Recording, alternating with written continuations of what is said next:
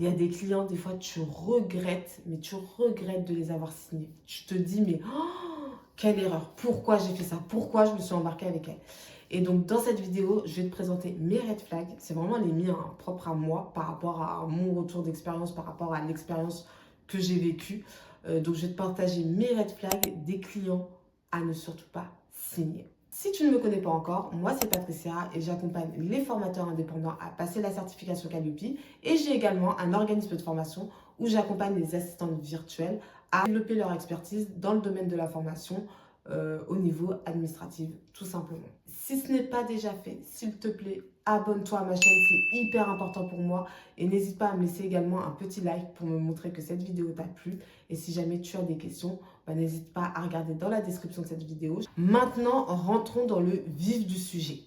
Quels sont les signes des clients à ne pas signer? Alors, il n'y en a pas tant que ça, parce que franchement, les 3 premiers, quand j'ai travaillé sur la rédaction de cette vidéo, les 3 premiers signes, c'est très facile. Les 2 derniers, j'avoue que j'ai un peu plus tâtonné, je me suis creusé la tête.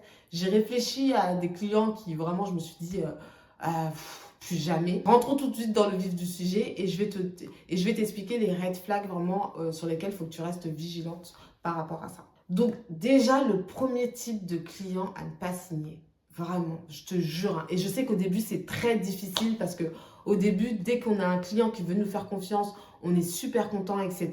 On est prêt à vendre père et mère pour avoir ce client. Mais alors surtout pas sur ce type de client dont je vais te parler.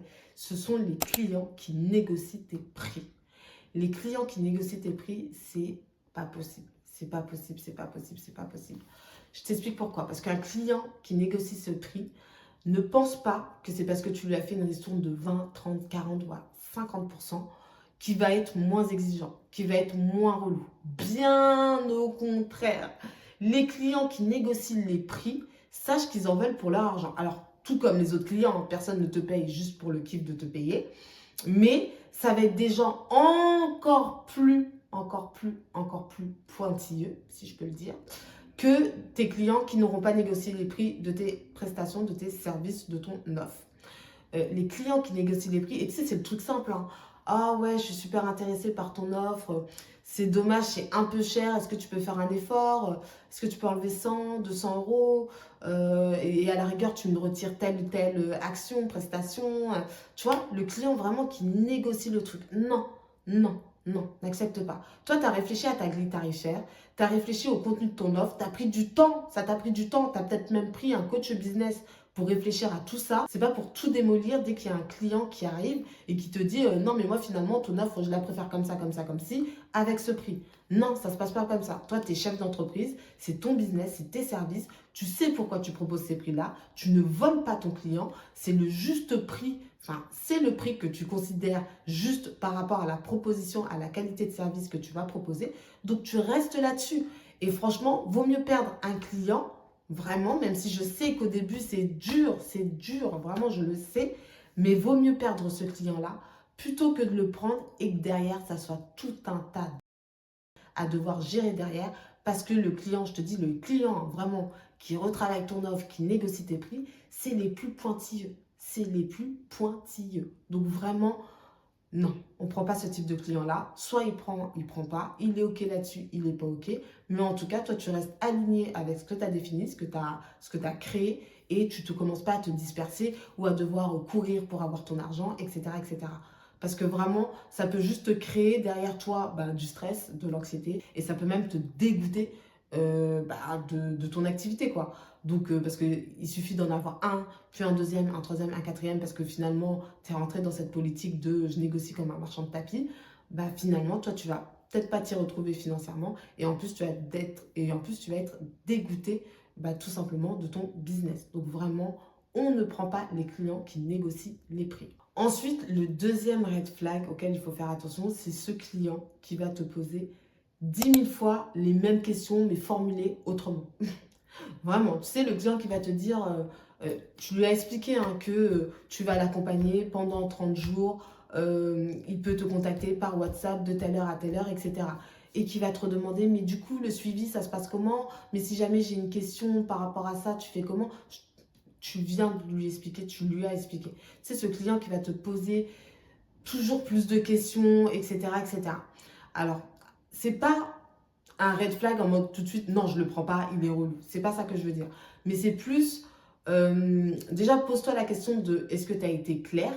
Parce que peut-être que toi, tu n'as pas été clair quand tu lui as présenté les choses. Donc, se reprendre un vrai temps, se poser pour bien lui expliquer, pour bien reformuler son besoin et reformuler ta proposition de service par rapport à ça. Ça, c'est méga important. Et derrière, c'est aussi, alors si une fois que ce travail-là il a été fait, derrière, c'est aussi le signe d'un client qui ne te fait pas confiance, très honnêtement. Alors, soit qui ne te fait pas confiance, soit qui n'a pas confiance en... alors, quand je dis ne te fait pas confiance, c'est plutôt ça, qui n'a pas confiance en ce que tu lui proposes, en se disant, mais est-ce que c'est vraiment la bonne solution par rapport à mon besoin? Et donc, un client comme ça, si tu lui as déjà bien reformulé ce que tu lui proposes par rapport à son besoin, etc., que ce travail il a été bien fait, pourquoi je te conseille de ne pas le prendre? C'est parce que il risque très fortement d'être déçu parce que tu vas lui proposer ce que tu vas réaliser pour lui.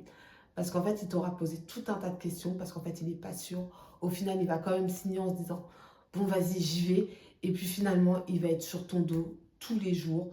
Finalement, quand tu vas lui rendre les choses, il va se dire, ah mais non, c'était pas ce que je voulais vraiment, etc., etc. Enfin, pareil, ça va être hyper énergivore pour toi. Donc, un client que tu vois, et tu le vois ce genre de client, c'est ça débarque tous les 2-3 jours par message, par email pour te dire, ah mais finalement, est-ce qu'il y a ça? Ah mais il y a ça. Or, tout est écrit sur ton site internet, ta page de vente. Tu lui as tout expliqué aussi en téléphone. Mais malgré ça, il continue, il a toujours des nouvelles questions qui apparaissent. Bah, conseille-lui tout simplement de se dire, vraiment, de se dire, mais attends, est-ce que tu veux vraiment avancer avec ce type de proposition-là, avec ce type d'offre? Qu'est-ce qui bloque? Qu'est-ce qui te génère une insécurité? En quoi tu n'as pas confiance? Parce que vraiment, quand on pose beaucoup de questions, c'est qu'on n'a pas confiance, c'est qu'on n'est pas sûr. Voilà. Donc, il faut que tu fasses ce travail-là pour le mettre en confiance, ça c'est une certitude. Mais si malgré ce travail-là, il y a toujours tout un tas de questions, franchement, perds pas ton temps et vaut mieux le laisser partir. Ensuite, le troisième red flag pour moi, c'est les clients qui te proposent des mensualités à rallonge. Alors, on n'est pas tous égaux face à cette proposition de mensualité parce que selon ta trésorerie, tu peux te permettre de proposer des mensualités de 6, 10 mois, etc. Mais quand tu es jeune débutante, que tu démarres, que tu n'as pas beaucoup de trésorerie, n'accepte pas ce genre de deal parce que toi, déjà, c'est le risque de devoir réclamer ton argent tous les mois pendant le nombre de mois que tu as défini avec ta cliente.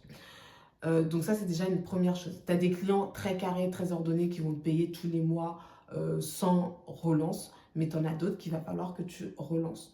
Pas une fois, pas 2 fois, 3 fois.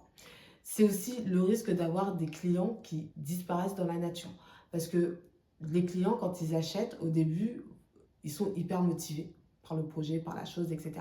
Maintenant, si tu as mis des mensualités de 6 mois, 10 mois, le risque, c'est que ton client, au bout d'un moment, bah, sa motivation, elle décline et que finalement, ils se disent, bon, j'ai pas envie de continuer, donc j'arrête de la payer tout simplement parce que bah, moi, j'ai plus envie de payer, quoi, tout simplement. Et je te le dis parce que ça m'est arrivé. Vraiment, dans le cadre de mon activité, j'aide les personnes à créer leur formation. J'avais une cliente typiquement où sa création de formation a pris du temps. Et ben, au bout a pris du temps, pas à cause de moi, mais parce que voilà, ça prenait du temps, elle avait son activité, etc. Et au bout d'un moment, bah, forcément, arrivé au cours de l'été, ah bah finalement, j'ai plus trop envie de me lancer, j'ai plus trop envie de le faire, etc. Donc on arrête. Et toi, là derrière, c'est un combat que tu commences à mener pour récupérer ton argent, pour lui expliquer que bah, ça ne se fait pas, pour lui expliquer qu'elle a signé des papiers, etc., etc. Ça te prend du temps, ça te prend de l'énergie et une fois de plus, ça te dégoûte d'une partie de ton activité. Donc vraiment, évite les mensualités à rallonge.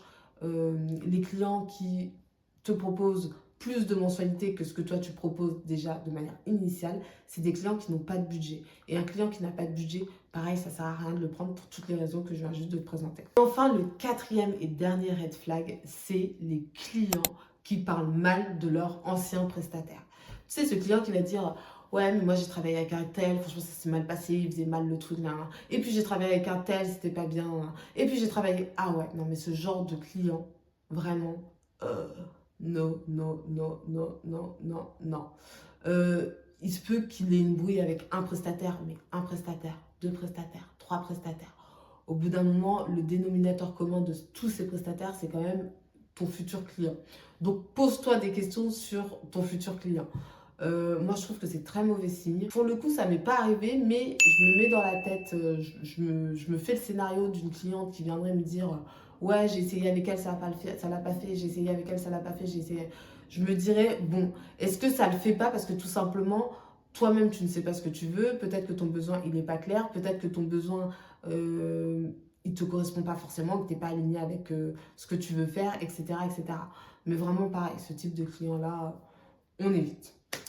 Voilà, donc c'est tout pour cette vidéo. Si jamais tu as d'autres red flags ou d'autres anecdotes de ce type-là, n'hésite pas à me les mettre en commentaire. Si ce n'est pas déjà fait, abonne-toi, c'est hyper important pour moi et c'est gratuit pour toi. Et nous, on se retrouve très vite dans une prochaine vidéo.